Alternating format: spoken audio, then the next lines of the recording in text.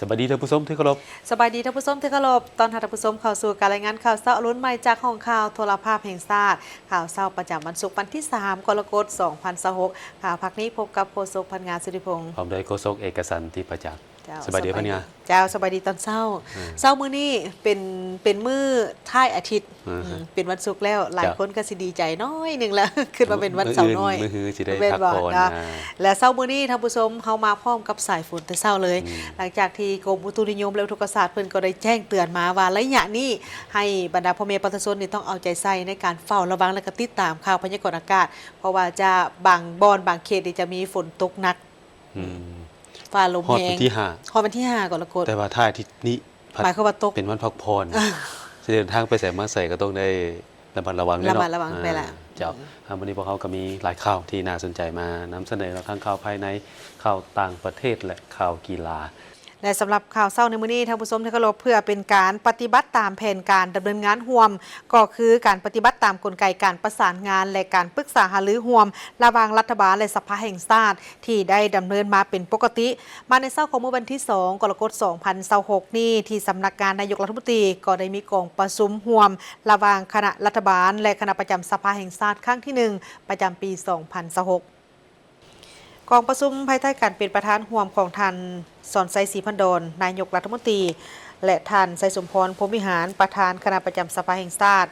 มีบรรดาท่านรองนายกรัฐมนตรีรองประธานคณะประจำสภาแห่งชาติสมาชิกรัฐบาลกรรมการคณะประจำสภาแห่งชาติประธานรองประธานกรรมาธิการสภาแห่งชาติและผู้ต่างหน้าจากทางภาคส่วนที่เกี่ยวข้องเข้าร่วมกองประชุมในครั้งนี้เป็นกองประชุมข้างทมิตรระหว่างรัฐบาลสุดที่10และคณะประจำสภาแห่งชาติสุดที่10โดยมีจุดประสงค์ก็เพื่อพร้อมกันปรึกษาหารือแลกเปลี่ยนความคิดเห็นและสร้างความเป็นเอกภาพต่อกับบรรดาปัญหาสำคัญที่จะนำเข้าพิจารณาและรับรองเอาในกองประชุมสมัยวิสามัญเทื่อที่1ของสภาแห่งชาติสุดที่10ที่จะไขขึ้นในเวลาอันใกล้ๆนี้ก็คือวิธีการมาตรการบรรดามาตรการในการแก้ไขปัญหาความยุ่งยากต่างๆที่เกิดขึ้นในการคุ้มครองรัฐคุ้มครองเศรษฐกิจสังคมด้วยระเบียบกฎหมายให้มีประสิทธิภาพและประสิทธิผลสูงขึ้นในใส่ในการเฮ็ดให้ประเทศชาติมีเสถียรภาพทางด้านการเมืองที่นักแน่นสังคมมีความสงบโดยพื้นฐานเศรษฐกิจมีการขยายตัวอย่างต่อเนื่องชีวิตการเป็นอยู่ของประชาชนบรรดาเผ่าก็ได้รับการพัฒนาและปรับปรุงนับมือนับดีขึ้นซึ่งเป็นการยั่งยืนถึงความรับผิดชอบสูงของรัฐบาลและสภาแห่งชาติต่อศูนย์กลางภาคเฮ็ดให้การตัดสินใจระดับชาติเกิดผลประโยชน์สูงสุดต่อกับประเทศชาติและประชาชนลาวบรรดาเผ่าอย่างแท้จริงสำหรับเนื้อในที่นำมาปรึกษาหารือกันในกองประชุมเทื่อนี้บรรดาผู้ที่เข้าร่วมกองประชุมจะได้พร้อมกันสุมเข้าใส่ในการปรึกษาหารือค้นคว้าและเป็นเอกภาพต่อกับปัญหาที่สำคัญก็คือตีราคาการจะตั้งปฏิบัติแผนพัฒนาเศรษฐกิจสังคมแห่งชาติแผนงบประมาณแห่งรัฐและแผนเงินตราในระยะ6เดือนต้นปีและแผนเวียกยุดสุมในระยะ6เดือนท้ายปี2026ห่างวาระแห่งชาติว่าด้วยเวียกงานพัฒนาชนบทและแก้ไขความทุกข์ยากของประชาชนมาตรการส่งเสริมการสมไส้รถไฟฟ้าและพลังงานทดแทนทิศทางการพัฒนาแห่ธาตุในระยะใหม่ภายใต้เงื่อนไขใหม่เพื่อเฮ็ดให้การดำเนินของประชุมครั้งนี้สำเร็จตามจุดประสงค์และคาดหมายที่กำหนดไว้ในโอกาสของการกล่าวเปิดกองประชุมท่านประธานของประชุมก็ได้เรียกร้องมายังบรรดาท่านรัฐมนตรีผู้ต่างหน้าจากทางกระทรวงที่รับผิดชอบในแต่ละหัวข้อนั้นๆให้รายงานอย่างกระทัดรัดและสอดคล้องกับความเป็นจริงยกให้เห็นถึงปัญหาที่เกิดขึ้นอย่างครบถ้วนและสมใส่ในการเสนอปัญหาที่ขอทิศซี่น้ำหรือเป็นเอกภาพกันในการจัดตั้งปฏิบัติแท้พร้อมกันนั้นการประกอบความคิดเห็นของบรรดาท่านที่เข้าร่วมกองประชุมจะได้มีการลงลึกต่อกับปัญหาที่ยกขึ้นมาอย่างกงไปกงมามีจุดสุมซอกให้เห็นถึงสาเหตุที่เกิดขึ้นและเสนอทิศทางในการแก้ไขที่ชัดเจนเพื่อให้ไทยบรรดากระทรวงที่เกี่ยวข้องก็คือรัฐบาลได้นำไปค้นคว้าปรับปรุงบทรายงานต่างๆให้มีเนื้อในที่ครบถ้วนสมบูรณ์และรัดกุมยิ่งขึ้นทั้งมีความเป็นเอกภาพกันเฮ็ดให้ผลของกองประชุมในเทื่อนี้เป็นบ่อนอิงในการจะตั้งปฏิบัติเวียกงานตัวจริงเพื่อแก้ไขปัญหาต่างๆให้มีประสิทธิผลและเป็นรูปธรรมหลายยิ่งขึ้นวันที่2กรกฎาคม2026ที่คณะพัวพันธ์ต่างประเทศศูนย์กลางพรรคท่านบุญเรือพันดานุวงศ์หัวหน้าคณะพัวพันธ์ต่างประเทศศูนย์กลางพรรคได้ต้อนรับการเข้าเยี่ยมอับลาของท่านจองยองซูเอกอัครราชทูตแห่งสาธารณรัฐเกาหลีประจำลาวที่ท่านได้สำเร็จหน้าที่การทูตอยู่ลาวในโอกาสดังกล่าวท่าน หัวหน้าคณะผู้พันต่างประเทศศูนย์กลางพรรคได้แสดงความสมเสยและตีราคาสูงต่อผลสำเร็จในการปฏิบัติหน้าที่การทูตอยู่สาธารณรัฐประชาธิปไตยประชาชนลาวของท่านจองยองชูในระยะที่ผ่านมาโดยได้ประกอบส่วนอย่างตั้งหน้าเขาในการสุกยู่และส่งเสริมการร่วมมือระหว่างสองประเทศลาวสาธารณรัฐเกาหลีในหลายด้านเป็นต้นแมนคะแนนสาธารณสุขการค้าการลงทุนกสิกรรมการพัฒนาพื้นฐานโครงสร้างการพัฒนาชนบทและทรัพยากรมนุษย์โดยเฉพาะเป็นการให้ทุนการศึกษาสำหรับนักศึกษาและพนักงานรัฐกรลาวไปศึกษาหำเฮียนอยู่สาธารณรัฐเกาหลีรวมทั้งการช่วยเหลือเพื่อการพัฒนา ODA และเวียกงานอื่นๆโดยผ่านกลไกการร่วมมือระหว่างสองรัฐบาลองค์การจัดตั้งสากลและการทูตประชาชนโดยเฉพาะเป็นการร่วมมือระหว่างสมาคมมิตรภาพลาวเกาหลีและสมาคมมิตรภาพเกาหลีลาวในระยะที่ผ่านมาซึ่งเป็นการประกอบส่วนสำคัญเข้าในการพัฒนาเศรษฐกิจสังคมของสาธารณรัฐประชาธิปไตยประชาชนลาว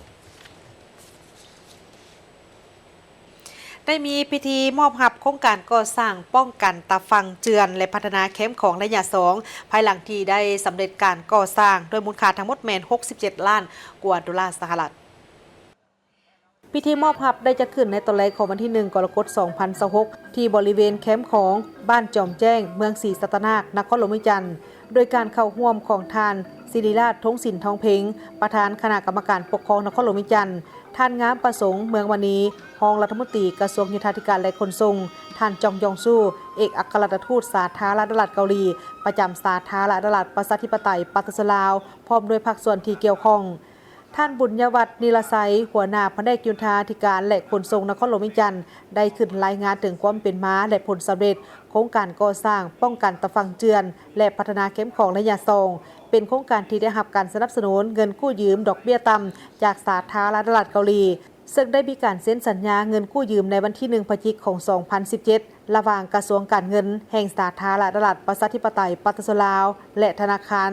นำเข้าและส่งออกจากสาธารณรัฐเกาหลีรวมมูลค่าของการกู้ยืมทั้งหมดแมน57 ล้านกว่าดอลลาร์สหรัฐและบ่วงเงินสะสมของรัฐบาลมูลค่า9 ล้านกว่าดอลลาร์สหรัฐรวมมูลค่าทั้งหมดแมน67 ล้านกว่าดอลลาร์สหรัฐเพื่อก่อสร้างระบบป้องกันตะฟังเจือนบ่ให้เซาะเจือนสร้างคูป้องกันน้ำท่วมพัฒนาเขตเข้มของให้กลายเป็นแหล่งท่องเที่ยวเป็นบ่อนพักผ่อนและออกกำลังกายของประชาชนลาวก็คือชาวนครหลวงวิจันทร์แนใส่ปกป้องเขตน้ำแดนดินทรัพย์สินของชาติบ่ให้พังทลายตามสภาพของธรรมชาติที่เกิดขึ้นพื้นที่โครงการแม่นกวมเอา2เมืองคือเมืองศรีสัตนาประกอบมี11บ้านและเมืองหาดไซฟองประกอบมี8บ้านโครงสร้างป้องกันตะฟังเจือนได้ถูกออกแบบตามมาตรฐานด้านวิศวกรรมประเภทลิฟแลบและก็ได้กำหนดเอาสถิติระดับน้ำท่วมในครอบเวียน100 ปีเป็นมาตรฐานระดับป้องกันน้ำท่วมตั้งหน้าให้แผนกยุทธาธิการและขนส่งและบรรดาไอ้น้องหมดทุกคนที่ว่าได้มีผลสำเร็จอันใหญ่หลวงโครงการตะฟังเจือนแคมป์ของระยะ2ที่จัดตั้งปฏิบัติเริ่มแต่ปี2002จนมาฮอดปี2026เกือบ4ปีเฮ็ดให้โครงการดังกล่าวได้สำเร็จอย่างจบงามและมีผลสำเร็จอันใหญ่หลวงสิ่งที่ประสบสำเร็จได้ก็ย้อนบรรดาการนำบรรดาทุกแขนงการที่เกี่ยวพันเกี่ยวของรวมทั้งบ้านทั้งเมืองของเราได้ร่วมจิตร่วมใจเฮ็ดให้โครงการนี้สำเร็จได้นำแผนกยุทธาธิการขนส่งขอขอบใจมายังทุกภาคส่วนทุกขบวนการที่เฮ็ดให้โครงการนี้สำเร็จในระยะ4ปีผ่านมาเฮ็ดให้มีใบหน้าใหม่ให้แก่ชาวนครหลวงเวียงจันทร์เฮาในการพัฒนาพวกเฮาเห็นได้มีความสดสวยงดงามแคมป์ของเขตสวนม่อนถือว่าเป็นเขตที่สวยงดงามอีกแห่งหนึ่งของนครหลวงวิจันทร์ของพวกเราหลังจากพอเฮามอบรับโครงการนี้แล้วพวกเฮาจะได้มอบให้อำนาจเขาปกครองโดยเฉพาะแม่นเริ่มจากบ้านตะแสงและก็เมืองแล้วก็พวกบรรดาชาวค้าขายบรรดาญาติพี่น้องที่พักอาศัยอยู่เรียบตามแคมป์น้ำคลองและบรรดาผู้มาส้มไส้ออกกำลังกายหรือว่าเฮ็ดกิจกรรมให้มีส่วนร่วมทุกคนรักษาความสะอาดและรักษาสถานที่ดังกล่าวให้มีความสดสวยงดงามเฮ็ดให้เป็นที่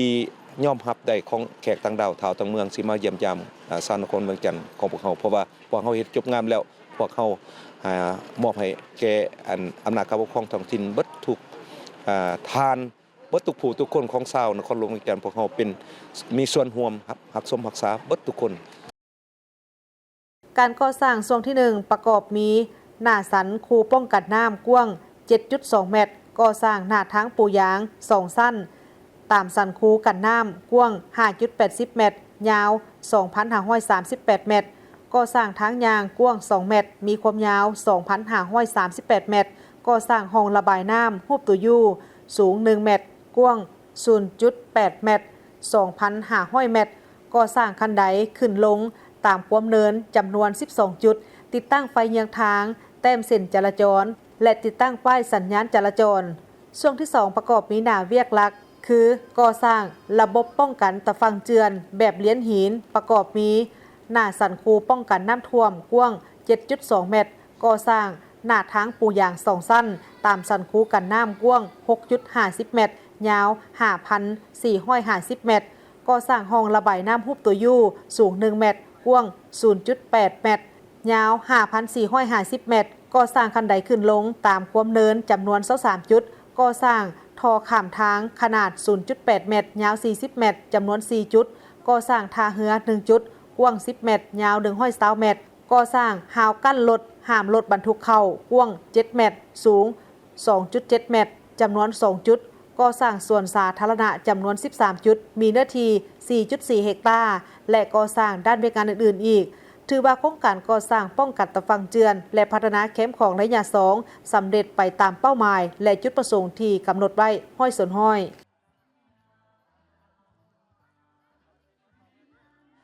ท่านผู้ชมที่เคารพเมื่อเว้าถึงเวียกงานทางด้านกสิกรรมปัจจุบันนี้ก็เห็นว่าทางด้านการผลิตกสิกรรมนี้ก็ได้นำใช้เทคโนโลยีที่ทันสมัยเข้ามาช่วยนับมือนับหลายยิ่งขึ้นแต่ว่าก็เฮ็ดให้ในวิธีการแบบดั้งเดิมวิธีการดำรงชีวิตของลาวเฮาแบบดั้งเดิมเป็นต้นเป็นการดำนานี่ก็จะเริ่มลดน้อยถอยลงดังนั้นเพื่อเป็นการเฮ็ดให้บรรดาคนหุ้นนุ่มหรือว่าคนหุ้นหลังนี้ได้เห็นรู้เกี่ยวกับวิธีการดำรงชีวิตแบบลาวๆทางภาควิชาปลูกฝังคณะเกษตรศาสตร์มหาวิทยาลัยแห่งชาติได้ร่วมกับทางครูร่วมพัฒนาได้มีการจัดกิจกรรมในการดำนาสาธิตขึ้นแบบแผนวิธีการดำรงชีวิตแบบคนลาวให้แก่นักศึกษาภาควิชาปลูกฝังและน้องๆนักศึกษาได้เรียนรู้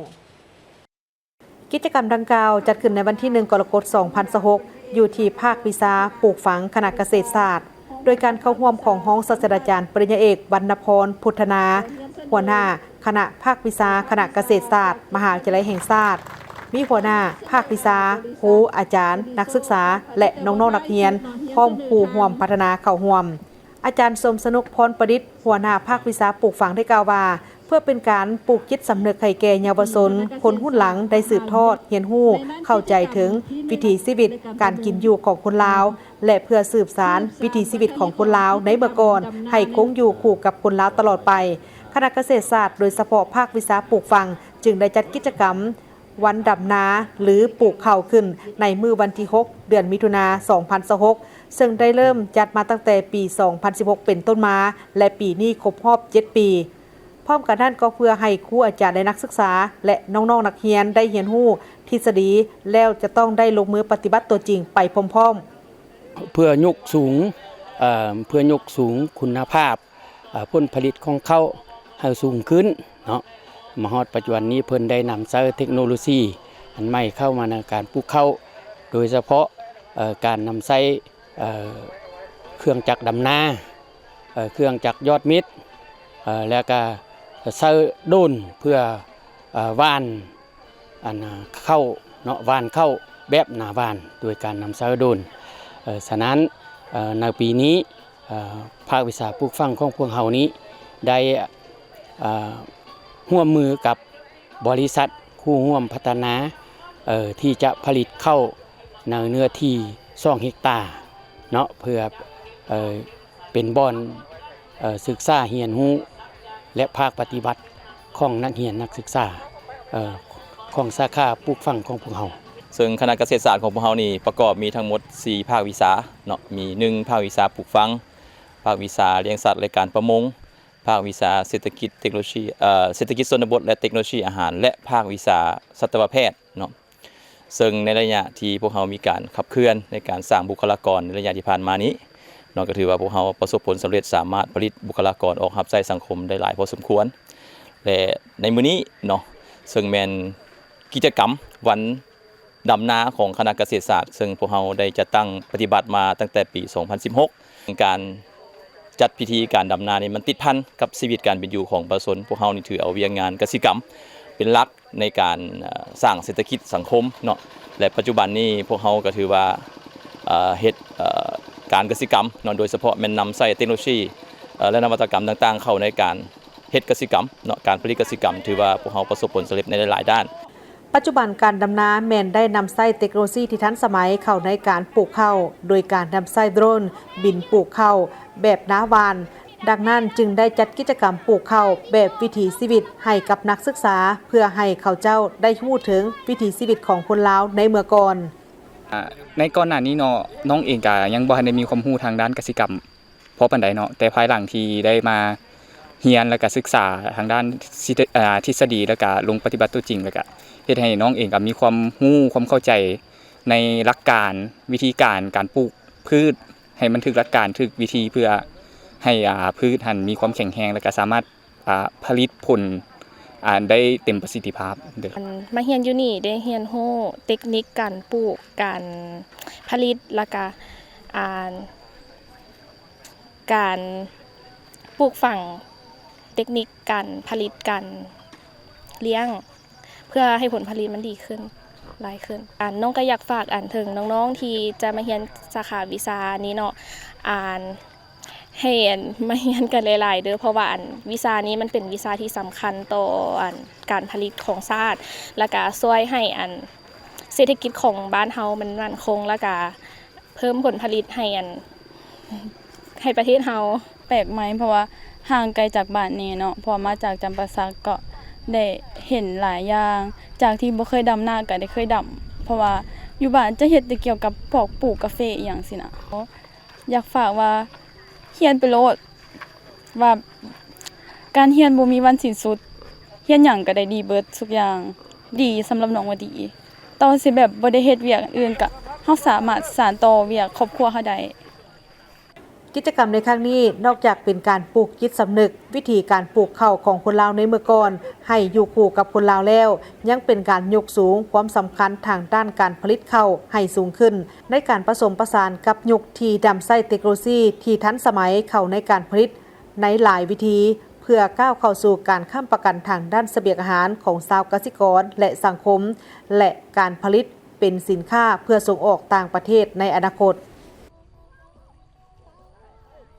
ก็เป็นวิถีชีวิตที่พวกเขาเคยปฏิบัติกันมาในเมื่อก่อนแต่ว่าปัจจุบันนี้ก็เริ่มลดน้อยถอยลงแล้วแต่ว่าในทางกลับกันการนำไส้เทคโนโลยีเข้ามาช่วยเนี่ยมันก็จะมีผลดีหลายอันที่1แม่นเว้าเรื่องว่าการประหยัดเรื่องค่าแรงงานถ้าเว้าถึงว่าการดำนาปัจจุบันนี้แรงงานคนนี่ก็นับมือนับมีน้อยลงเด้ฉะนั้นก็ได้มีการหมุนไส้เทคโนโลยีเข้ามาช่วยการช่วยเทคโนโลยีนี่ก็แม่น1แม่นลดพรการใช้แรงงานคนอันที่2แม่นสมรรถภาพก็ได้ดีขึ้นเจ้ามันเรื่องการท่องเที่ยวตื่นมาหนึ่งนี่มีการพัฒนาแหล่งท่องเที่ยวตามทิศสีเขียวยืนยงตัวนี้ถือว่าเป็นทิศที่หลายประเทศก็เฮ็ดเนาะเจ้าถ้าเฮ็ดได้ถือว่าได้รับผลดีหลายเลยเรื่องนี้ก็เป็นเรื่องที่น่าสนใจเพราะว่าการพัฒนาแหล่งท่องเที่ยวตามทิศสีเขียวยืนยงนี่แม้ได้รับการสุกจูงอย่างต่อเนื่องจากภาครัฐและภาคเอกชนสาธารณรัฐประชาธิปไตยปาตสลาวเป็นประเทศหนึ่งที่มีทิวทัศน์ธรรมชาติที่สวยสดงดงามมีห้องหอยประวัติศาสตร์ที่เก่าแก่มีความหลากหลายทางด้านศิลปะวัฒนธรรมฮิตของประเพณีและวิธีการดำรงชีวิตของประชาชนบรรดาเผ่าจึงมีทางแห่งสูงในการพัฒนาเป็นแหล่งท่องเที่ยวทางธรรมชาติประวัติศาสตร์และวัฒนธรรมที่มีความเรียกร้องต้องการสูงและมีท่าเอียงที่เพิ่มขึ้นเพื่อให้เศรษฐกิจสังคมขยายตัวตามทิศสีเขียวของสาธารณรัฐประชาธิปไตยปาตสลาวรัฐบาลจึงได้มีนโยบายส่งเสริมคุ้มครองและพัฒนาแหล่งท่องเที่ยวทางธรรมชาติประวัติศาสตร์และวัฒนธรรมแนใส่สุกยู่การขยายตัวของเศรษฐกิจลดผ่อนความทุกข์ยากและสร้างวิกฤตงานทำให้แก่ประชาชนในตัวเมืองและชนบทตามทิศสีเขียวยืนยงอิงตามบทรายงานสถิติการท่องเที่ยวในปี 2024 ของกรมพัฒนาการท่องเที่ยวกระทรวงวัฒนธรรมและการท่องเที่ยวสาธารณรัฐประชาธิปไตยปาตสลาวมีแหล่งท่องเที่ยวที่รองรับการเดินทางของนักท่องเที่ยว ทั้งหมด 2,410 แห่งเฉพาะแขวงเวียงจันทน์เป็นมีแหล่งท่องเที่ยว238 แห่งจัดเป็นอันดับ2รองจากแขวงจำปาสักและเป็นอันดับ1ที่มีแหล่งท่องเที่ยวทางธรรมชาติในนั้นถ้ำนางฟ้าก็เป็นหนึ่งในสถานที่ท่องเที่ยวทางธรรมชาติที่ได้รับความนิยมสูงของแขวงเวียงจันทน์ถ้ำแห่งนี้มีหินงอกหินย้อยรูปทรงต่างๆที่ธรรมชาติสร้างขึ้นอย่างสวยสดงดงามอ้อมรอบไปด้วยภูผาป่าไม้แม่น้ำลำเซถ้ำและภูผาน้อยใหญ่ผู้พัฒนาแหล่งท่องเที่ยวถ้ำนางฟ้าท่านบุญพันธ์วงศ์สัมพันธ์ได้พัฒนาแหล่งท่องเที่ยวติดพันกับการปกปักรักษาสิ่งแวดล้อมถึงว่าจะมีการพัฒนาพื้นฐานโครงสร้างประดับประดาและติดตั้งสิ่งอำนวยความสะดวกต่างๆภายในขอบเขตบริเวณน้ำโสงและถ้ำแต่ยังคงความกลมกลืนไปกับทิวทัศน์ธรรมชาตินอกนี้ยังได้สร้างกิจกรรมขี่สลิงที่มีจุดรวมยาวหลายพันเมตรกิจกรรมขี่เรือกะยักตามแม่น้ำโสงและอื่นๆซึ่งเป็นการเพิ่มความเสน่ห์และดึงดูดนักท่องเที่ยวทั้งภายในและต่างประเทศที่มักหักในธรรมชาติและอยากเห็นกิจกรรมท่ามกลางธรรมชาติได้เข้ามาเที่ยวชมอย่างบ่ขาดสายนอกนี้ยังได้สุกโยการพัฒนาสีเขียวโดยการส่งเสริมสีมือให้งานสร้างวิเหตุงานทำให้แก่ประชาชนเมืองบางเวียงแขวงเวียงจันทน์อีกด้วย2018ข้าพเจ้าได้ไปนำกรมพัฒนาเนาะอยู่เกาหลีเจจูหัวข้อรักษามรดกโลกธรรมชาติสิ่งแวดล้อมหัวข้อนั้นข้าพเจ้าก็ได้ไปทัศนะเนาะไปเห็นทำจำลองอยู่เกาหลีเจจูแล้วก็ว่าขึ้นจากเฮ็ดคือเขาเนาะก็เลยกลับมาแล้วไปในนั้นพวกเฮาได้ไปหันใดที่1แล้วมันได้เรื่องทำนี้อันที่2มันห้องน้ำมันของสะอาดอาเซียนของอยู่เจจูเนาะอันที่3มันสิ่งแวดล้อมครับเจ้าไปนี่ได้3อันมาตอนนั้นพันมาพวกเฮาใส่กับโฟมใส่ให้นักท่องเที่ยวกินข้าวกินอย่างใส่กับโฟมเฮ็ดให้พลาสติกลายที่สุดนี่ว่าครับเจ้าก็เลยกลับไปเกาหลีมาก็เลยว่าปรับปรุงเอาใส่บ่ต้องกลัวท่าที่ไปห่อข้าวไปล่องเรือพวกเฮาใส่บ่ต้องกลัวนี่ไปกินรักษาสิ่งแวดล้อมอันนี้แห่งบันดาลใจข้าพเจ้าเนาะแล้วเมื่อนั้นหลักจากเฮาปรับตัวนี้เนาะเฮามาใส่จานใส่บ่ต้องกลัวเฮ็ดให้ขี้เหงื่อตะกี้100แล้วเหลือได้นี่ 30%แล้วข้าพเจ้าก็เลยคนคิดว่าต้องเขียนว่าคนยุคใหม่ใส่ใจสิ่งแวดล้อมสิ่งแวดล้อมคือลมหายใจพวกเฮาต้องการสิ่งแวดล้อมสิ่งความสีเขียวเนาะให้เพื่อมากินข้าวเห็นสีเขียวอาหารกระแสบธรรมชาติก็บ่ให้มีมลพิษเข้ามาครับเจ้าคิดว่าแล้วเมื่อนั้นแล้วก็คนพบปี2018ก็เลยกลับมาแต่เกาหลีแล้วก็เลยว่าคนพบนี่ทำนี่ก็บ่มีคนฮู้วังเวียงนี่มีแต่ทำนอนเที่ยวผ่านมาแล้วก็มาเคยมาเอาพนักงานไปเลาะมึงทางเข้าทางออกถือปิดหมดถือว่าบ่มีคนฮู้แล้วครับเจ้าก็เลยมาศึกษาแล้วมาเจา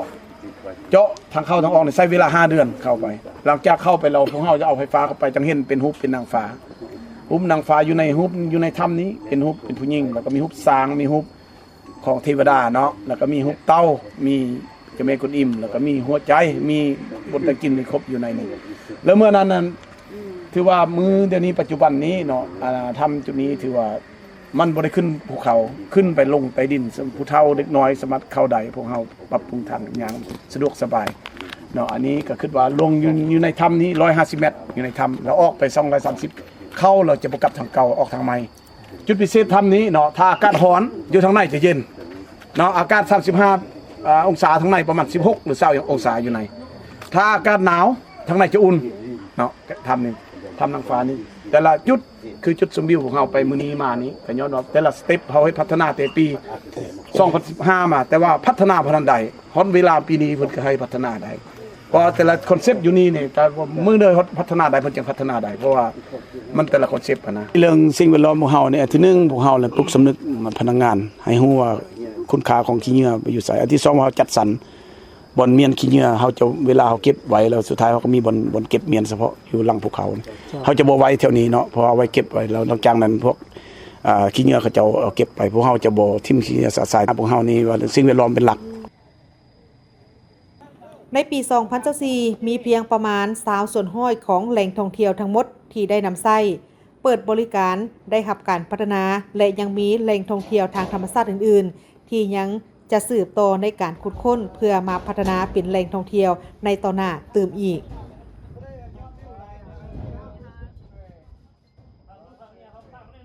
มาเบิ่งที่เวียกงานทางด้านอสังหาริมทรัพย์ ครับ ถ้าเว่าถึงจุดนี้หลายคนก็สิคิดเห็นแต่เรื่องของการซื้อการขายดินขายเฮือนต่างๆนี่แต่ว่าในยุคปัจจุบันนี้เอิ้นว่าจะมีการพัฒนาไปหลายกว่าเดิมแล้วจากเมื่อก่อนนี่อาจจะขายเพียงแต่เป็นดินเปล่าวางแต่ปัจจุบันนี้ก็จะหันเป็นการปลูกสร้างเข้ามาเพิ่ม จ้ะ เพื่อสร้างมูลค่าเพิ่มให้กับดินนี้ แม่น เนาะในนี้ท่านผู้ชมมาฮอดปัจจุบันนี้แขนงการอสังหาริมทรัพย์ในลาวนี่ก็ถือว่ากำลังมีการขยายตัวอย่างตัวเนื่องตัวอย่างเอิ้นว่าบ่ได้จำกัดไว้เพียงแต่ว่าการซื้อการขายดินประเภทแบบดั้งเดิมอีกต่อไป เพราะว่าปัจจุบันนี้มันอิงตามการขยายตัวของตัวเมือง ดังนั้นธุรกิจในแขนงการดังกล่าวนี้ก็เห็นว่ามีการเติบใหญ่และก็มีความหลากหลายนับมีความหลากหลายยิ่งขึ้น ท่านวิสัย ณ เวียงจันทร์ประธานกลุ่ม ณ เวียงจันทร์อสังหาริมทรัพย์ ได้กล่าวว่าในระยะที่ผ่านมาบริษัทได้เฮ็ดธุรกิจหลายแขนงการซึ่งได้เริ่มมาตั้งแต่ปี 1977 โดยเฉพาะก็เป็นธุรกิจเกี่ยวกับเหล็กรูปพรรณและอื่นๆ จากนั้นก็ได้มีการลงทุนเฮ็ดธุรกิจอสังหาริมทรัพย์ โดยได้สร้างอาคารพาณิชย์จำนวน200 กว่าห้อง เพื่อห้องหับผู้อยู่อาศัยจากภายในและต่างประเทศเห็นได้จากการตอบรับจากสังคมได้เป็นอย่างดี และในเวลานั้นหั่นน่ะนักธุรกิจนี่เริ่มเขาเห็นได้แล้วว่าต่างประเทศก็เริ่มเข้ามา และมวลชนต่างแขวงก็เริ่มเข้ามานครหลวง นับมือนับหลายขึ้นฉะนั้นหลังจากเขาสร้างได้แล้ว171ห้องอยู่ในขงเขตตัว7 เฮกตาร์นี้หั่นเขาจึงเห็นว่าคนเข้ามาอยู่ของเขาเต็มเขาจึงค่อยสร้างตึมตัวอาเซียนมอ3ชั้นมี 15,000 ตารางเมตรในระยะปี 2010 หา 2012 พวกเขาเฮ็ดแล้วสมบูรณ์ได้เปิดงานอย่างเป็นทางการก็เป็นแต่บุญเนาะทางการนำขั้นสูงโดยเฉพาะแม่ท่านบุญยังวรจิตสมัยนั้นเพิ่นดำรงตำแหน่งรองประธานประเทศเพิ่นได้ลงมาสุกยู่และก็ได้ลงมาเป็นประธานพิธีเปิดอันนี้นี่แม่นพวกเขาสุดที่แสดงความรู้บุญคุณเป็นอย่างสูงต่อเพิ่นเนาะ แล้วหลังจากนั้นยังบ่แล้วสังคมนับมือนับเพิ่มขึ้นสนใจเพิ่มขึ้นเกี่ยวกับการเอิ้นว่าที่อยู่อาศัยเนาะและก็การจัดงานมีตติ้งการจัดงานวางแสดงสินค้าการจัดงานแต่งงานให้ลูกหลานพวกเขาเห็นว่าแนวโน้มของกิจการตัวนี้ฮะมันสิแน่นอนมันต้องดีขึ้น จากนั้นก็ได้ลงทุนสร้างตึกอาคารอาเซียนสร้างตึกอาคารอาเซียนมอซึ่งเป็นที่อยู่อาศัยของคนลาวและต่างประเทศและก็สร้างตึกอาเซียนพาเลทเพื่อสร้างความสะดวกสบายให้แก่การจัดงานต่างๆโดยเฉพาะก็แม่นงานเลี้ยงงานดองและงานอื่นๆแต่ในนี้นั้นเนาะปัจจุบันพวกเขาก็ได้เริ่มต้นมาดุลมาระยะหนึ่งพอสมควรในการที่ว่าสำรวจที่ดินเพื่อห้องหับในการออกแบบเดี๋ยวนี้นี่พวกเขานี่กำลังออกแบบในการก่อสร้างเนาะก็ถือว่าก้าวหน้าสมควรแล้วก็ยังได้ประสานกับมีหลายบริษัทของต่างประเทศมีทั้งไทยเวียดนามเกาหลีญี่ปุ่นกับประมาณ 4-5 ประเทศที่ได้ยื่นข้อเสนอมาขอออกแบบจ้ะแต่ตัวออกแบบนี่คือกันของเขาเนี่ยแม่นมันยังโชคดีอยู่บอนหนึ่งโชคดีอยู่บอนว่าพวกเขาได้ความรู้และประสบการณ์เขาได้เน้นเกี่ยวกับเรื่องความปลอดภัยชีวิตและทรัพย์สินของผู้ที่มาอยู่อาศัยเนาะและโครงการของเขานี่พวกเขาจะเน้นชั้นสูงเป็นหลักเขาเอิ้นพรีเมียมขึ้นไประดับแม่นระดับสูงเนาะเขาจะบ่เอาระดับต่ำเพราะว่ามันความเสี่ยงมันสูงในการเกิดเหตุความปลอดภัยทุกอย่างแม่นพวกเขาได้ล้มกับบริษัทที่ปรึกษาคอนซัลทันท์ฮันพวกเขาว่าอันอื่นบ่เว้าเรื่องราคาแต่เขาตัดสินใจแต่เรื่องคุณภาพนี่นะคือกันพวกเขาตัดสินใจพวกเจ้าต้องได้รับผิดชอบเกี่ยวกับเรื่องความปลอดภัยในการออกแบบและก็ต้องได้เข้มงวด ปัจจุบันภาครัฐได้มีนโยบายให้นักลงทุน นักท่องเที่ยวต่างประเทศได้เข้ามาลงทุนและท่องเที่ยวหลายขึ้นฉะนั้นจึงเป็นเงื่อนไขที่ดีในการสร้างที่อยู่อาศัยโดยเฉพาะก็แม่นสร้างเป็นวิลล่าบ้านจัดสรรทันสมัยและคอนโดมิเนียมเพื่อรองรับวิถีชีวิตของคนเมืองที่ต้องการความสะดวกสบายและระบบรักษาความปลอดภัยฉะนั้นกลุ่มณเวียงจันทร์อสังหาริมทรัพย์มีแผนที่จะสร้างตึกอาคารเพิ่มในเนื้อที่30 เฮกตาร์ซึ่งภายในโครงการนี้จะมีสิ่งอำนวยความสะดวกหลายอย่างโดยเฉพาะกอแมนตั้งอยู่ใจกลางนครหลวงเวียงจันทร์ประเทศที่กำลังพัฒนานี่มันเริ่มได้ครับความนิยมหลายธุรกิจนี่แต่มันก็ยังมีความเสี่ยงหลายขึ้นกันเลยในจุดนี้นะเพราะว่าบางครั้งในเรื่องของผลกระทบจากสภาพแวดล้อมของสากลสินะหรือว่าเศรษฐกิจภายในของเขานี่ก็มีความเสี่ยงขึ้นกันเรื่องราคาเนี่ยก็สำคัญเรื่องข้อของการบริการหลังจากการให้เซาวอสินะอันนี้ก็สำคัญว่าหลายคนก็คิดว่าการเฮ็ดอสังหาริมทรัพย์นี่การปล่อยเฮือนให้เซาบ่การสร้างตึกอพาร์ตเมนต์ให้เซาสินะมันก็เรื่องเห็นรายรับกับแม่นแท้เป็นตัวเลขเงินแท้แต่ว่าเมื่อมีผลกระทบด้านเศรษฐกิจนี่หลายคนก็บ่สามารถที่จะเซาด้วยราคาที่สูงได้อันนี้ก็ต้องได้ศึกษาข้อมูลดีๆสำหรับผู้ใดที่ต้องการอยากจะดำเนินธุรกิจทางด้านนี้คอยบริการก็สำคัญครับเปเพมาบางทีเขาก็ได้เบิ่งน้ำบางจุดที่ว่าเขายังคุ้มครองอยู่นอกจากว่าเขาขายเลยแม่นแท้ขายเป็นห้องคอนโดเลยนี่ก็ชิ้นแนวหนึ่งเนาะแต่ก็เป็นการตอบโจทย์สำหรับลูกค้าที่ต้องการความสะดวกสบายยิ่งขึ้นเพราะว่าถ้าว่าถึงบางคนยุคใหม่นี่ก็ต้องการเรื่องความสะดวกความสบายความปลอดภัยแบบนี้บ้านเขายังนิยมย้อนว่าคนต่างประเทศเข้ามาหลายเจ้าเอาวันนี้มาต่อที่เรื่องของเครือข่ายบังคับใช้กฎหมายว่าด้วยสัตว์ป่าและกฎหมายว่าด้วยป่าไม้หรือว่าลาวเว้นก็ได้มีการเคลื่อนไหวกวดกาอยู่สถานที่ลักลอบค้าขายสิ้นส่วนและผลิตภัณฑ์ที่ค้าขายสัตว์ป่าประเภทห่วงห้ามอยู่บ้านสังคโลกนครหลวงขบางแขวงหลวงขบางในวันที่30 มิถุนายนผ่านมาผ่านการลบกฎการตัวจริงเจ้าหน้าที่ได้พบเห็นการลักลอบค้าขายสิ้นส่วนและผลิตภัณฑ์ที่ค่ายคือสัตว์ป่าประเภทห่วงห้ามอยู่ที่บ้านสังคโลกนครหลวงพระบางแขวงหลวงพระบางของกลางที่กวดพบและได้กวดยึดไว้ในเบื้องต้นประกอบมีสิ้นส่วนผลิตภัณฑ์ค่ายคือกันกับนอแฮดจำนวน486สิ้นส่วนน้ำหนัก 11.770 กิโลกรัมค่ายคือผงนอแฮดจำนวน2ถุงน้ำหนัก 1,400 กิโลกรัมสิ้นส่วนและผลิตภัณฑ์ค่ายคืองาสร้างจำนวน714อันมีน้ำหนัก14,800 กิโลกรัมค่ายคือผงหนังงาสร้างจำนวน213กล่องและ1ถุงน้ำหนัก17กิโลกรัมสิ้นส่วนค่ายคือเกตลินจำนวน3เกตน้ำหนัก 39,870 กิโลกรัมค่ายคือผงเกตลินจำนวน17ถุงและ88กล่องน้ำหนัก 2.91 กิโลกรัมค่ายคือบีหมีจำนวน77อันน้ำหนัก1148 กิโลกรัมสิ้นส่วนค่ายคือดูกสัตว์ป่าจำนวน4ถุงและ3อันน้ำหนัก 1912 กิโลกรัมค่ายคือขนสัตว์ป่าจำนวน17อันน้ำหนัก 0.758 กิโลกรัมค่ายคือแขวสัตว์ป่าจำนวน4แขวน้ำหนัก 0.152 กิโลกรัมยาสมุนไพรสงสัยมีส่วนผสมของสัตว์ป่าจำนวน 1,400 หลอดและยึดเครื่องจักรแปรรูปสิ้นส่วนและผลิตภัณฑ์จากสัตว์ป่าจำนวน10เครื่องต่อกับผู้ที่ถูกหาเป็นเพศชายสัญชาติจีนเจ้าหน้าที่เครือข่ายบังคับใช้กฎหมายว่าด้วยสัตว์ป่าและกฎหมายว่าด้วยป่าไม้หรือลาวเว้นจะดำเนินคดีตามกระบวนการยุติธรรมอย่างเข้มงวดมาเบิ่งที่ข่าวนี้เมืองซานไซท่านผู้ชมมีการปลูกต้นหมากแมคคาเดเมียอยู่เขตภูแดงถามว่าเชิงว่าหมากแมคคาเดเมียนี่อาจจะเป็นมันเป็นหมากไม้จากต่างประเทศแต่เป็นหมากไม้ที่อุดมสมบูรณ์ไปด้วยสารอาหารทางเบื้องภาคใต้เดี๋ยวนี้กำลังนิยมกันเอามาปลูกเพราะว่าราคาก็ได้ดีเป็นที่ต้องการของตลาดแล้วเหมาะสมกับการปลูกอยู่แม่นล่ะ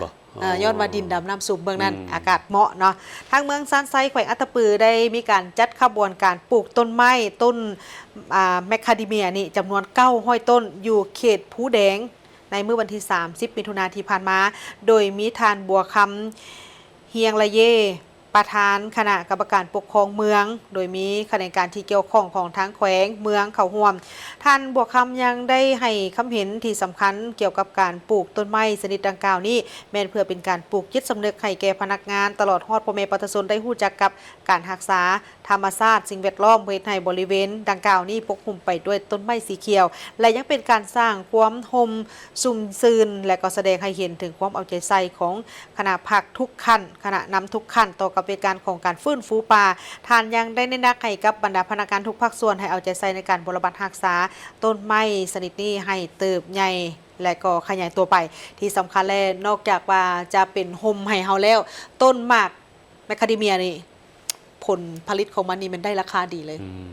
ที่เป็นที่ต้องการของตลาดคือว่าเราทั้งตลาดทั้งภายในและก็ต่างประเทศตลาดเวียดนามมีความต้องการหลายเลยตัวนี้เนาะแต่บ้านเฮาดินดำน้ำซุ่มคือเพิ่นงาว่าหั่นล่ะเป็นประเทศกสิกรรมนะคันเฮ็ดได้จะดีหลายเนาะวันนี้เฮายังมีข่าวท้องถิ่นจำนวนหนึ่งที่น่าสนใจมาที่พิธีครับไปยั่งยืนหน่วยพักปลอดภัยเข้มแข็งนักแน่นครั้งที่6ประจำปี2025ของหน่วยพักสหพันธ์นักรบเก่าแขวงพงศาลีโดยการเป็นประธานของสหายหุ่มเพงจอมพิสารกรรมการประจำพรรคแขวงประธานในรัฐสังกัดแขวงพงศาลีมีสหายพันเอกคำดาสุรพงศ์เลขาหน่วยพักประธานสหพันธ์นักรบเก่าแขวงพงศาลีมีบรรดาสหายคณะหน่วยพักมีผู้ต่างหน้าคณะจัดตั้งแขวงคณะกวดกาแขวงคณะโฆษณาอบรมแขวงและสมาชิกพรรคเข้าร่วมในพิธีสหายพันเอกคำดาสุรพงศ์เลขาหน่วยพักประธานสหพันธ์นักรบเก่าแขวงพงศาลีได้ขึ้นผ่านบทสรุปการจัดตั้งปฏิบัติการก่อสร้างหน่วยพักปลอดภัยเข้มแข็งและนักแน่นประจำปี2025และผ่านทิศทางแผนการประจำปี2026มีคณะหน่วยพัก3สหายมีสมาชิกพรรคทั้งหมด15สหายหญิง7สหายได้หยาดผ่านมาคณะพรรคได้ถือเอาเวียกงานการเมืองแนวคิดเป็นกบเพิ่มทวีการศึกษาอบรมการเมืองแนวคิดให้แก่พนักงานสมาชิกพรรคและมหาชนหน่วยพรรคได้ดำเนินร่วมชีวิตอย่างเป็นปกติเฮ็ดเวียกงานตามหลักการรวมส่วนประชาธิปไตยนำพาเป็นหมู่คณะแบ่งให้บุคคลรับผิดชอบอย่างจะแจงนำพาปฏิบัติหน้าที่การเมืองตามคำสั่งของคณะพรรคเฮ็ดสำเร็จหน้าที่ตามพระบทบาทสิทธิและหน้าที่เฮ็ดให้หน่วยพรรคกลายเป็นหน่วยพรรคปลอดภัยเข้มแข็งและหนักแน่นจากนั้นในพิธีต่างหน้าคณะจัดตั้งแขวงได้ขึ้นผ่านมติตกลงของคณะประจำพรรคแขวงเลขที่267/คพคลงวันที่26พฤษภาคม2026มาด้วยการอนุมัติมอบไปยั่งยืนหน่วยพรรคปลอดภัยเข้มแข็งและนักแน่นประจำปี2025โดยเป็นเกียรติขึ้นกล่าวมอบไปยั่งยืนโดยแม่นสหายหุ่มเพงจอมพิสารกรรมการประจำพรรคแขวงประธานในรัฐสังกัดแขวงพงศาลีได้ตั้งหน้าขึ้นรับโดยแม่นสหายพันเอกคำดาสุรพงศ์เลขาหน่วยพักประธานสหพันธ์นักรบเก่าแขวงพงศาลีพร้อมคณะหน่วยพักส่วนเมืองน้าหมอแขวงอุดมไซก็ได้มีการค้นคว้าประเมินเวียกงาน3สร้างประจำปี2026เป็นประธานของท่านสมจันทร์ทวีวรรณหักรองเลขาพรรคเมืองประธานกวดกาพรรครัฐเมืองน้าหมอมีท่านสมพันธ์ภูมิไสคณะประจำพรรคเมืองหัวหน้าคณะจัดตั้งเมืองมีหัวหน้าห้องการออมข้างปกสพนักงานตาแสงและพนักงานรับผิดชอบในงาน3สร้างเข้าร่วมในกองประชุมท่านสมพันธ์ภูมิไสคณะประจำพรรคเมืองหัวหน้าคณะจัดตั้งเมืองน้าหมอได้ขึ้นผ่านมติตกลงของคณะประจำพรรคเมืองเลขที่177ว่าด้วยการแต่งตั้งคณะรับผิดชอบประเมินเวงาน3สร้างผ่านบทรายงานสภาพการจัดตั้งเวงาน3สร้างประจำปี2025และทิศทางแผนการประจำปี2026ซึ่งเมืองน้าหมอตั้งอยู่ห่างจากเทศบาลแขวงอุดมไซไปทางทิศเหนือ50กิโลเมตรทิศเหนือติดกับเมืองลาสปจีนมีความยาว 24.40 กิโลเมตรทิศใต้ติดกับเมืองไซแขวงอุดมไซมีความยาว 78.44 กิโลเมตรและเมืองนาเลแขวงโนนน้ำทามีความยาว 43.63 กิโลเมตรทิศตะวันออกติดกับเมืองลาแขวงอุดมไซมีความยาว 26.51 กิโลเมตรและเมืองบุญใต้แขวงพงศาลีมีความยาว 5.60 กิโลเมตรทิศตะวันตกติดกับเมืองหลวงน้ำทาแขวงหลวงน้ำทามีความยาว 72.64 กิโลเมตรมีทั้งหมด63บ้าน3ตาแสงพลเมือง 8,112 ครัวเรือน 12,031 ครอบครัวพลเมืองทั้งหมด 50,063 คนหญิง 23,588 คนรวมมี11ชนเผ่าซึ่งตลอดระยะผ่านมาองค์การปกครองเมืองก็คือคณะการต่างๆขั้นเมืองและองค์การปกครองบ้านได้ปฏิบัติพระบทบาทสิทธิหน้าที่ในฐานะเป็นองค์การบริหารขั้นท้องถิ่นโดยเฉพาะแม่นการจัดตั้งปฏิบัติเวงาน3สร้างทั่วเมืองได้ค้นคว้าแก้ไขตัดสินปัญหาและรับรองผลประโยชน์ที่เหมาะสมตามการแบ่งขั้นคุ้มครองขั้นแขวงเมืองน้าหม้อแม่นได้ซุ่มใส่ในการสร้างเมืองเป็นหัวหน่วยเข้มแข็งรอบด้านและสร้างบ้านให้เป็นหัวหน่วยพัฒนา ของจำนวนบ้านในตัวเมืองการประเมินสร้างเมืองเป็นหัวหน่วยเข้มแข็งรอบด้านเมืองน้ำมอปี2025บรรลุตาม5ด้าน47ตัวสีบอกด้านที่1บรรลุ8ตัวสีบอกเท่ากับ 100% ด้านที่2บรรลุ4ตัวสีบอกเท่ากับ 100%ด้านที่3ปฏิบัติได้ 81.81% ด้านที่4ปฏิบัติเท่ากับ 81.81% ด้านที่5ปฏิบัติเท่ากับ 6.66% การสร้างบ้านเป็นหัวหน่วยพัฒนาบรรลุ4ด้าน30ตัวสีบอกบรรลุ4ด้านมีจำนวน32บ้านบรรลุ3ด้านมี27บ้านบรรลุ2ด้านมี3บ้านและบรรลุ1ด้านมี1บ้านโอกาสนี้คณะรับผิดชอบทุกภาคส่วนก็ได้ผลัดเปลี่ยนกันประกอบความคิดความเห็นต่อเวียกงานสร้างดังกล่าวในบางจุดที่ยังบ่ทันบรรลุเป้าหมายเพื่อให้จะแจ้งขึ้นเติมพร้อมกันนำไปจัดตั้งปฏิบัติให้มีผลสำเร็จตามแผนระดับคาดหมาย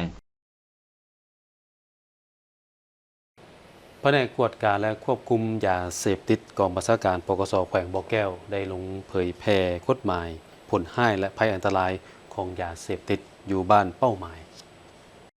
แผนกกวดการและควบคุมยาเสพติดห้องตำรวจกองบัญชาการปกส.แขวงบ่อแก้วร่วมกับโครงการปลูกพืชทดแทนการปลูกฟินมีคือบริษัทจิงเซินยางพาราจำกัดผู้เดียวและบริษัทพัฒนาพลังงานชีวศาสตร์ดีห่างบ่อแก้วจำกัดผู้เดียวได้ลงเผยแพร่ผลหายและภัยอันตรายของยาเสพติดให้แก่บ้านเป้าหมายในขอบเขตเมืองห้วยทรายและเมืองต้นเพิงแขวงบ่อแก้วในนั้นประกอบมีบ้านน้ำแซวบ้านน้ำฟ้าบ้านจันทร์สว่างโรงงานอัดยางแปรรูปของบริษัทพัฒนาพลังงานชีวศาสตร์ลีหังบ้านปุงนานูนเมืองห้วยทรายพร้อมทั้งติดป้ายสมเสยป้ายคำขวัญต้านยาเสพติดอยู่เทศบาลเมืองห้วยทรายโดยการนำพาของท่านพันตรีซี่ทนธรรมแสงของหัวหน้าแผนกกวดการและควบคุมยาเสพติดปกส.แขวงพร้อมด้วยคณะมีท่านเฮอหัวหมิงประธานบริษัทพนักงานปกส.เมืองห้วยทรายเมืองต้นเพิงอำนาจการปกครองบ้านและพ่อแม่ประชาชนเข้าร่วมทั้งหมด270คนหญิง83คนเอกสารที่นำไปเผยแพร่ประกอบมีพ้นหายภัยอันตรายของยาเสพติดประเภทของยาเสพติ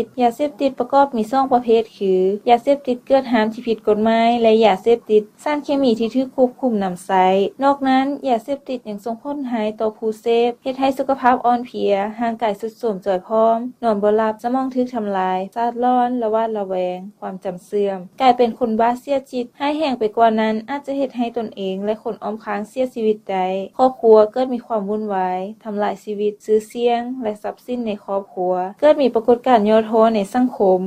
บ่มีความสงบสุขเป็นอันตรายต่อความมั่นคงของชาติต่อผู้ผลิตครอบครองค้าขายและขนส่งเฮ็ดให้เสียเกียรติเสียอนาคตเสียบทบาทจะถูกดำเนินคดีและลงโทษตามระเบียบกฎหมายนอกจากนั้นทางโครงการปลูกพืชทดแทนการปลูกฟินก็ได้มอบเครื่องวัตถุอุปกรณ์ต่างๆเช่นตั้งยางจำนวน15หน่วยโต๊ะไม้จำนวน3หน่วยกะโหล35ฮีบและอุปกรณ์ลีดกีฬาข้าวสารอาหารแห้งอีกจำนวนหนึ่ง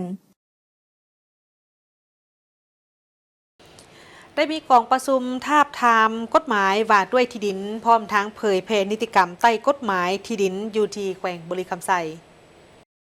ภายใต้การเป็นประธานร่วมของท่านทัดทีวาสะพังทองห้องหัวหน้ากลุ่มคุ้มครองและพัฒนาที่ดินเกษตรกรรมกระทรวงเกษตรกรรมและสิ่งแวดล้อมท่านพรสวรรค์วงศาวันทองห้องหัวหน้าห้องว่าการแขวงมีเขกถึกเชิญจากคันศูนย์กลางตั้งหน้าแผนกการกลุ่มกองอมข้างแขวงตลอดหอดคณะแผนกหัวหน้าแขนงห้องแขนงพนักงานวิชาการแผนกเกษตรกรรมและสิ่งแวดล้อม6แขวงภาคกลางที่รับผิดชอบเวียกงานที่เกี่ยวข้องเข้าร่วมจุดประสงค์ในการจัดกองประชุมในครั้งนี้ก็เพื่อเป็นการทาบทามกฎหมายว่าด้วยที่ดินและเผยแพร่นิติกรรมใต้กฎหมายที่ดินเนใส่เฮ็ดให้บรรดาผู้เข้าร่วมกองประชุมได้พร้อมกันค้นคว้าประกอบความคิดความเห็นพร้อมทั้งเสนอการดัดแก้ข้อมูลบางด้านในแต่ละภาคบรรดาหมวดมาตราในด้านต่างๆให้มีความถูกต้องสอดคล้องตามสภาพความเป็นจริงในปัจจุบันเป็นต้นแม่นการกำหนดหลักการระเบียบการและมาตรการเกี่ยวกับการคุ้มครองและติดตามกฎการเวียกงานที่ดินเพื่อให้เวียกงานดังกล่าวมีประสิทธิผลในใส่รับประกันปกปักรักษาพัฒนาและการนำใช้ที่ดินถูกต้องตามเป้าหมายเห็นให้ชีวิตการเป็นอยู่ของประชาชนดีขึ้นสังคมมีความสงบความเป็นระเบียบเรียบร้อยและยุติธรรมประกอบส่วนเข้าในการพัฒนาเศรษฐกิจสังคมของชาติตามทิศหันเป็นทันสมัยยืนยงและเฮ็ดให้ที่ดินมีคุณค่าเพิ่มขึ้นรวมทั้งปกปักรักษาสิ่งแวดล้อมเขตน้ำแดนดินของสาธารณรัฐประชาธิปไตยประชาชนลาว การประชุมดังกล่าวแม้นจะได้ดำเนินไปเป็นเวลา2 วันจึงจะสำเร็จเลขาพรรคแขวงขมวนได้ลงเคลื่อนไหวชี้นำเวียกงานอยู่เขตเศรษฐกิจพิเศษท่าแขกในโอกาสนี้คณะได้ลงเยี่ยมยามบริษัทพัฒนาพลังงานลาวจำกัดผู้เดียวผู้พัฒนาโครงการก่อสร้างโรงงานกันน้ำมันดิบตั้งในเนื้อที่ประมาณ23เฮกตาร์มีอายุสัมปทาน 30 ปี ปัจจุบันโครงการได้สำเร็จเวียกงานหลักหลายด้านสิ้นการก่อสร้างทางเก็บน้ำมัน11ทางติดตั้งระบบท่อส่งหัวจ่ายน้ำมันและอาคารสำนักงานโรงงานมีกำลังการกั้นน้ำมันดิบ 50,000 ต้นต่อปีและคาดว่าจะเริ่มทดลองผลิตในท้ายปี2020นี้มีความสามารถกั้นน้ำมันสำเร็จรูปได้12 ล้านลิตรต่อเดือนจากนั้นคณะก็ได้เข้าเยี่ยมยามบริษัท CAS Power ลาวจำกัดผู้พัฒนาโครงการสถานีไฟฟ้าขนาด 115/22 กิโลโวลต์เพื่อสนองกระแสไฟฟ้าให้แก่บรรดาโรงงานและนักลงทุนภายในเขตเศรษฐกิจพิเศษปัจจุบันโครงการมีความคืบหน้าประมาณ 82.5% และคาดว่าจะสามารถรองรับความต้องการนำใช้ไฟฟ้าของบรรดาโครงการลงทุนได้อย่างมีเสถียรภาพพร้อมกันนั้นคณะยังได้ลงเยี่ยมยามบริษัทโจบุญมีกรุ๊ปขนส่งสินค้าสากล ICD จำกัดผู้เดียวโดยมีท่านนางบัวแก้วนิลไซรองประธานบริษัทให้การต้อนรับและรายงานผลการดำเนินงานบริษัทได้ลงทุนพัฒนาศูนย์ขนส่งสินค้าสากล ICD สร้างตั้งขึ้นตั้งแต่ปี 2015 ในเนื้อที่45เฮกตาร์อายุสัมปทาน72ปีปัจจุบันมีลูกค้ามาใช้บริการหลายกว่า17บริษัทและสามารถรองรับการเขียนถ่ายตู้สินค้านักได้เฉลี่ย 1,000 ตู้ต่อเดือนและตู้เป่า 1,500 ตู้ต่อเดือนโดยเน้นการขนส่งหลายรูปแบบเพื่อสร้างเป็นศูนย์กลางการกระจายสินค้าระหว่างสปป.ลาวไทยและเวียดนามนอกจากนั้นคณะยังได้สืบต่อติดตามเบิ่งกระบวนการผลิตของบริษัทคำมวนตงหุยอุตสาหกรรมท่อจำกัดผู้เดียวผู้ลงทุนผลิตท่อยาง PE PVC และ PPR ทุกขนาดเพื่อจำหน่ายภายในและส่งออกโรงงานมีกำลังการผลิต 6,000 หา 10,000 ต้นต่อปีโดยผลิตภัณฑ์หลายชนิดได้รับการรับรองตามมาตรฐาน ISO และมาตรฐานแห่งชาติเขตเศรษฐกิจพิเศษท่าแขกแขวงขมวนแม่นโครงการบุรีมัสยิดของแขวงขมวนนอนในบริเวณหัวขัวมิตรภาพแห่งที่3คำมวนนครพนมมีเนื้อที่ทั้งหมด 1,451 เฮกตาร์ตามที่กำหนดไว้ในกฎหมายว่าด้วยการลงทุนจุดประสงค์เป้าหมายเพื่อพัฒนาเขตดังกล่าวกลายเป็นบ่อนดึงดูดการลงทุนภายในและต่างประเทศมีนโยบายส่งเสริมพิเศษมีระบบเศรษฐกิจการเงินเป็นเจ้าตนเองเป็นหัวหน่วยบริการสังคมกวงมีระบบรับประกันความสงบปลอดภัยไปพร้อมๆกับการปกปักรักษาสิ่งแวดล้อมแบบยืนยงทั้งหมดนี้คือการรายงานข่าวเช้ารุ่นใหม่จากของข่าวโทรภาพแห่งชาติขอบใจที่บรรทานให้เกียรติติดตามรับชมข่าวแล้วพบกันได้ไหมในการรายงานข่าวภาคต่อไปส่วนข่าวภาคนี้ทางโฆษกทั้งสองพร้อมกับทีมข่าวเช้าลาท่านผู้ชมไปก่อนสบายดี